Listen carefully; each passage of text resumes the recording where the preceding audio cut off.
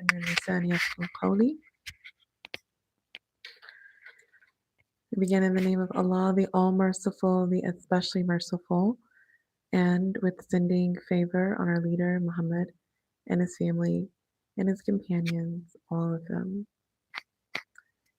So where to begin here? Where to begin?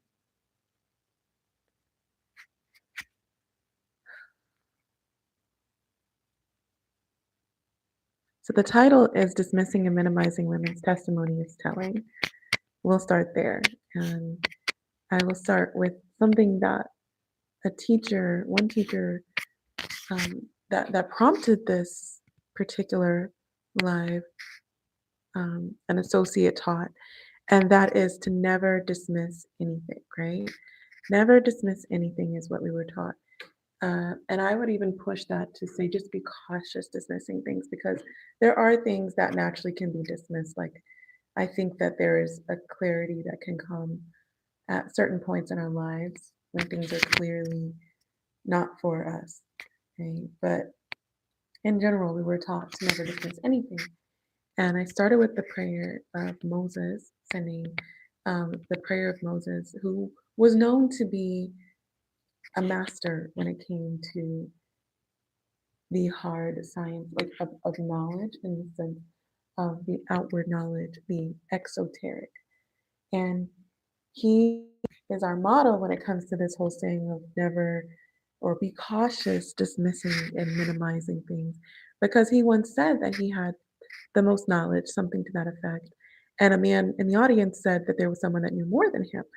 And so he went on this great quest. And reminder to y'all, today's Friday. It is prophetic tradition to read the chapter that has this story in it. The chapter of the cave, chapter 18 in the Quran, talks about Musa alayhi salam. In the third part, there are several, it's like kind of broken up into several parts. And so the third story, I will say, in that chapter is how he goes on this mission with his mentee, you could say, and he finds this man named Khidr, who translates to green, the green one, Khidr, right? And there's a lot of theories about him. There's a hypothesis, but the point is that this man, Khidr, knew more than Prophet Moses or Musa alayhi salam. Allah be pleased with him, them both. And Khidr was more versed in the inner or esoteric, but the point is that he knew more. And what does that say when someone who is not explicitly marked as a prophet knows more than a prophet? What potential might there be for a wali Allah or a friend of Allah or saint? And so just again, a reminder, like, this is the day to read that chapter. I personally myself need to still read it. But this is where we get that whole adage of don't dismiss anything, don't be cautious minimizing dismissing things, right? Because in this story, Moses or Musa alayhi salam, multiple times he's already warned by this saint of Allah, this wali Allah, that you're not going to be able to have patience with me. Yeah. And he says that وَكَيْفَ تَصْبِرُ عَلَى مَا لَمْ يُحِطَ بِهِ خُبْرًا. How are you going to have patience with something that you don't encompass, right, in knowledge? And multiple times this is proven true, where Musa speaks and he's like asking before the man explains to him, but it's things that seem blatantly wrong or blatantly like, a point that he should speak up. And yet this man multiple times tells him, didn't I tell you that you're not going to have patience with me? Didn't I tell you? And then last time he says, hey, Musa alayhi salam takes it on himself and he says, okay, if I speak up again out of turn before you've spoken to me, then I will be in the clear wrong and we can go our separate ways. And so Khidr agrees. But Muhammad, sallallahu alaihi wasallam, God bless us on good and peace, who is narrating all of this, he later comments and says the meaning is, what if our brother Moses had actually not like said that upon himself? Like, what if he didn't put that on himself to say, we're going to separate if I speak again? What other knowledge could we have learned and wisdom ultimately? And so all of this really wraps back around to what I wanted to share today about minimizing, dismissing women's testimonies. Because in a day and age where we see Epstein files, We're seeing a lot of things that involve women's testimonies, even more so things that women had said that are finally getting taken seriously in some ways. And then also when it comes to certain types of abuse, spiritual also being one of them. Like anybody can get abused, but no, a lot of the time, the people reporting these things are women. And so, what does it say when we minimize or dismiss these testimonies? Well, we're minimizing, dismissing women because they're the majority. We are the majority of them, the people that are able to make these claims or that are saying these things are happening. And what's really what really hits home for me and resonates is once you've actually experienced it. I think it's one thing if you've experienced it and then you dismiss it, but it's almost like saying like, "Oh, childbirth isn't that bad. Like everybody does it. Everybody goes through it." And it's like, "But you never did it." You know what I mean? Like it's just one of those things that I wouldn't necessarily be so quick to deny, period, point blank, if you have not experienced it. Um, I wouldn't say you have to rush and affirm and validate these things, although that would be, I think, within reason. But I don't think it's wise. I don't think it's in our prophetic tradition to dismiss or minimize them. And what does that look like? Well, treating these testimonies like Princess and the Pea stories, or making, you know, it sound something that is light, like comparing it to other trauma, people's trauma, oppression Olympics, right? It doesn't land. It does not land. And I think the only way to really get through to some people is to compare it to other forms of oppression. So women's oppression be compared to men's oppression. I mean, to not men's oppression, to people, to Black people's oppression, right? Like you wouldn't minimize that in the sense of saying, like, if you were a white person saying, oh, it wasn't that bad, oh, it didn't have that much of an impact, because you're not going through those aftermaths, right? I see some people, Aiden, hi, Carl, Allah is the greatest, yes. And I was raised Muslim, alhamdulillah. So yeah, but I just appreciate you humoring me in this particular spiel.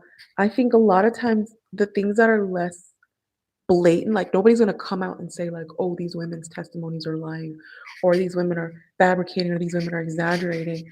But when we talk about them, if we compare abuse to sensory deprivation, or like we say that anybody can be abused and talk about how like changing the temperature can be a form of harm, like just changing the temperature down a little bit or temperature up a little bit can be a form of harm.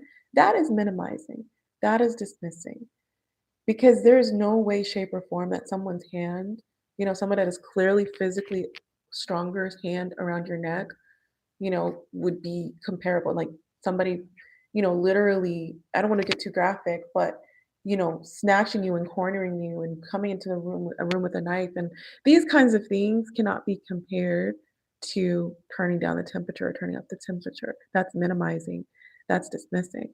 And ultimately it's a form of it's an attempt at magic, right? Like mind control, gaslighting, which we already see as a collective. If you want to see a great example of this, just look at how people are treating Gaza. They've been struggling, they've been having systemic disparities, and all these different nations around the world are looking at us crazy in the US, like, what are y'all doing?